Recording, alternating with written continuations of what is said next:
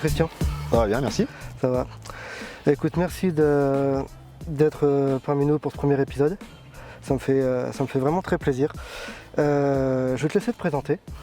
D'abord, merci à toi d'avoir choisi Espali et son président pour lancer ton aventure et qu'on souhaite que tu ailles très loin parce que Merci. c'est important qu'un jeune se mette dans les multimédias et puis fasse valoir notre sport. Donc bon vent à toi et bon vent à ton émission en espérant que elle rayonne partout en France. Moi qui je suis, Christian Perbet, tout le monde m'appelle Cric, je suis président du foot d'Espali.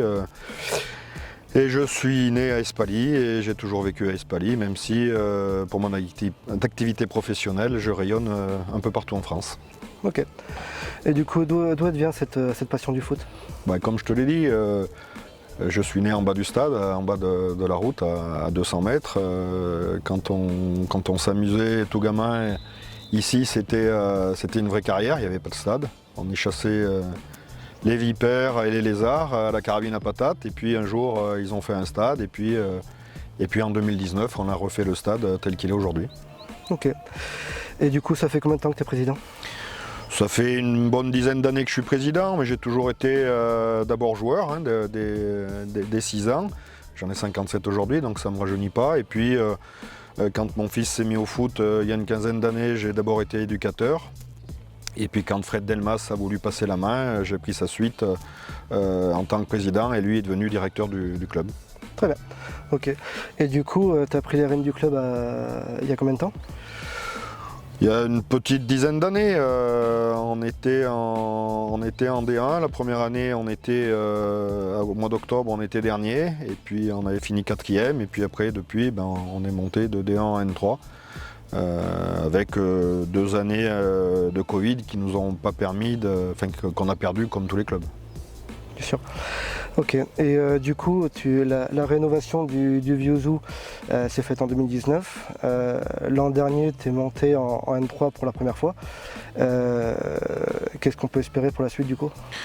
Oui, c'est un projet mûri. On est parti d'abord avec les jeunes. Quand on était 110 il y a une dizaine d'années, on est 400 aujourd'hui, de U4 aux vétérans et avec les féminines. Donc on a performé sur le quantitatif, sur le qualitatif aussi, puisque toutes nos équipes sont montées et jouent en région pour les jeunes. Et pour les seniors, on a une équipe effectivement N3 maintenant, et R3 et D2. Et l'objectif, c'est qu'on passe des bons moments, puisqu'il ne faut pas oublier que le sport, c'est d'abord une passion pour tout le monde. Mais pour passer des bons moments, il faut gagner parce qu'on est quand même plus heureux quand on a gagné que quand on a perdu. Ça c'est sûr. Du coup, l'an dernier, c'est quand même une année historique. Oui, c'est une année historique. On tournait autour depuis 4-5 ans. On n'a perdu qu'un seul match et encore il était sur la fin, donc on a pratiquement tout gagné. Et on est monté en N3, mais je pense sur un projet mûri et on le méritait. Et ton quotidien, du coup, en tant que président, ça consiste en quoi? L'associatif, c'est un poème chaque jour. L'associatif, c'est beaucoup de petites décisions à prendre.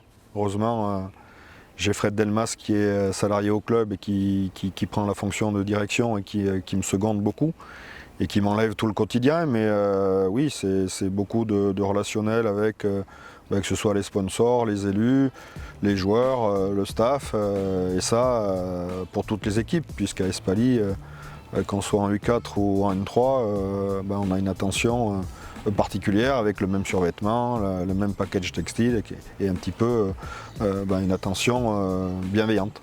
Bien sûr. Et depuis toutes ces années, du coup, tu as un match qui t'a marqué, quelque chose où pas forcément une victoire, ça peut être pas forcément ici ou ça peut être ailleurs? Il y a 2 matchs qui m'ont marqué, 3 même. Il y a la défaite à Domérat il y a 2 saisons, puis c'était à la vie et à la mort et on avait perdu 1-0 en ratant un penalty. Donc on avait la montée dans les mains et puis elle nous a échappé. Pour monter en N3. Pour monter en N3. Et Franck Nizier à l'époque, le président de Domérat, avait très sympa avec moi, puisque lui était monté et moi j'étais pas monté, mais ça me rappelait mes années rugby des playoffs. Le match de montée N3 la saison dernière, mais c'était pratiquement fait, donc celui-là c'était juste l'aboutissement, mais ce qui était très important d'une saison parfaite. jusque-là.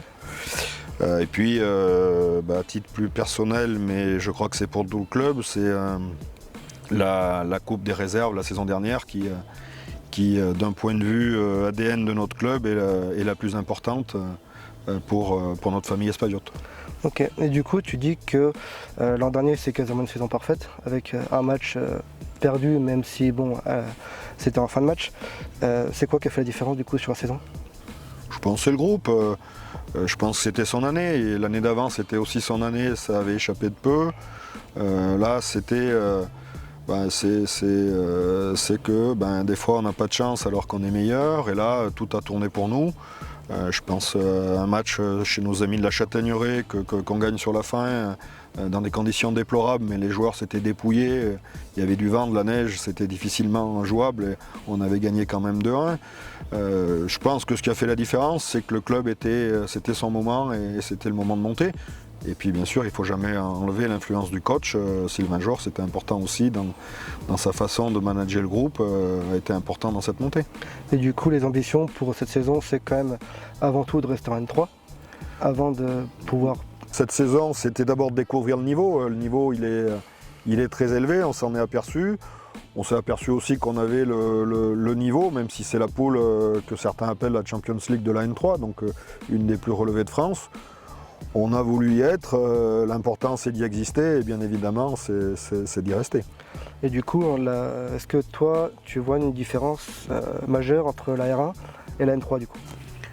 Oui, je vois une différence de précision des entraînements, de précision des matchs, de précision de l'organisation de nos matchs. Nos bénévoles sont là 2 heures avant d'habitude, c'est-à-dire qu'ils sont là dès 14h30, il faut préparer, le cahier des charges est plus compliqué, on dépend de la FFF plutôt que de la Ligue, mais bon, la passion est la même, les joueurs pour 70% sont les mêmes et la ferveur s'est décuplée puisque pour le match de la SS il y avait plus de 1000 personnes et on a une bienveillance de nos clubs des alentours qui viennent voir les matchs et qui repartent contents même si le dernier contre la SS on devait le gagner mais qu'on l'a perdu.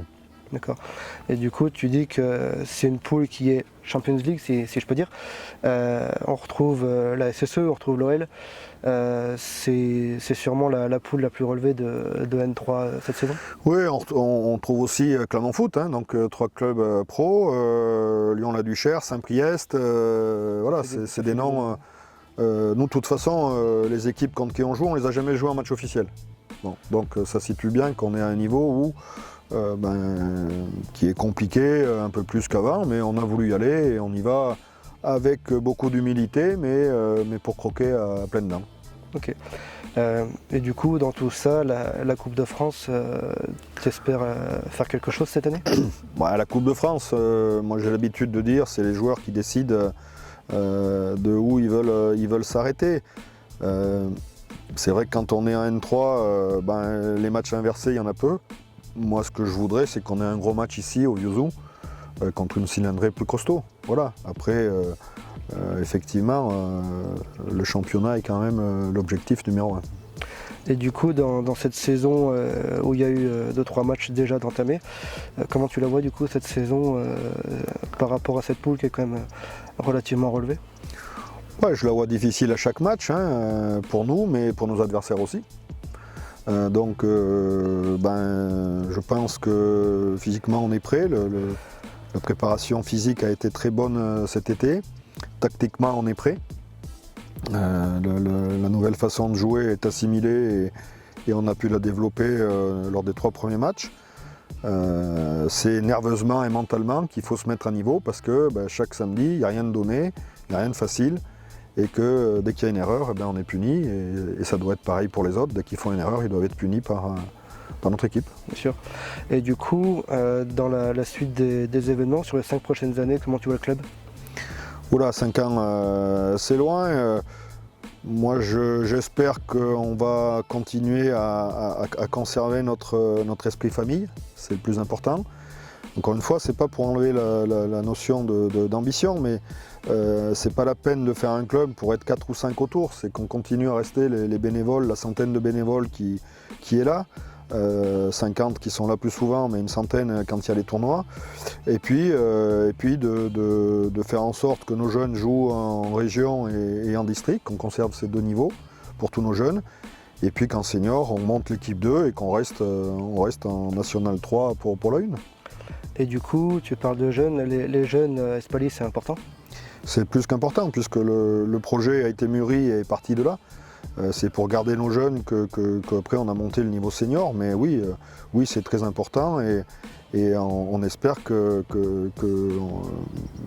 certains de nos jeunes intégreront l'équipe 1, c'est déjà le cas pour certains, et puis que l'équipe 2 va monter de niveau pour que tout le monde joue à un niveau correct. Bien sûr.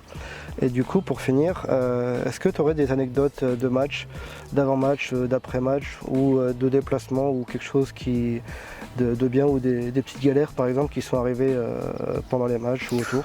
Ouais, l'anecdote, c'est à Domérat l'année dernière, quand il a fallu repartir du restaurant, il a fallu pousser le car parce qu'il démarrait pas. C'était peut-être un signe qu'on n'allait pas monter. C'est le public ici, quand la grosse caisse est sortie, qui scande les couleurs du club. Le but contre Aurillac l'année dernière, où tous les joueurs se sont jetés sur la balustrade, là où j'étais avec mon petit-fils, et qui sont venus fêter la joie ensemble et avec les supporters. C'est cette coupe des réserves, hein, je le redis, où les supporters et les joueurs ont été exceptionnels. Après, les anecdotes, non, pas plus que ça. Qu'est-ce que c'est un match? C'est une mise en condition des joueurs avant. Le président Espalier prend une part sur le discours. C'est un match pendant et c'est, on l'espère tous, un cri de joie à la fin. Donc c'est souvent comme ça que ça se passe et on n'a pas vraiment d'anecdotes plus particulières que ça. Ouais. Et du coup, le stade d'Espalier a toujours été ici? Le stade a commencé, mais j'étais pas encore les 2-3 premières années, il était aux Estrées. D'ailleurs, il y a encore des buts dans un champ en bois. Après, effectivement, il s'est monté ici dans la carrière, mais il n'était pas du tout à la norme d'aujourd'hui. Il était beaucoup plus petit, il n'y avait pas les tribunes.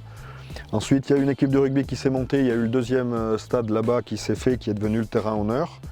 Et puis, quand il a fallu se mettre aux normes avec l'ambition de monter un N3, on a choisi avec Jacques Boll, hein, qui a été très important dans la décision, de loger notre stade dans la carrière, façon Turby de Monaco, et d'en faire ce stade que beaucoup nous envient, avec un terrain hybride qui est la solution dans nos secteurs de moyenne montagne, puisque ça permet d'être beaucoup plus costaud l'hiver et de jouer plus longtemps. Très bien. Merci beaucoup, Christian. Merci à toi.